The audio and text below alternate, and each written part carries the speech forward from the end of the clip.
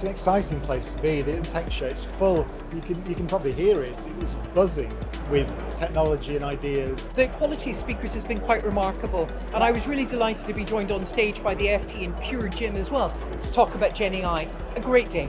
Large audience, attracted the right people, very engaged, lots of questions at the end as well. People are clearly here to learn about technology.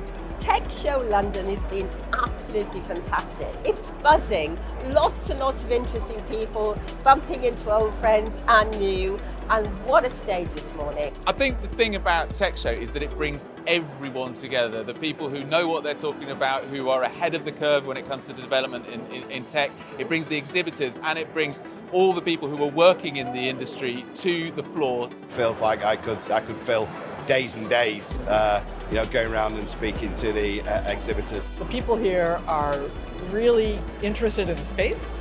They asked great questions, and it was really nice to talk to a group of smart people. The ability to connect with the people that I normally don't interact with as much, because in the United Nations we interact a lot with government.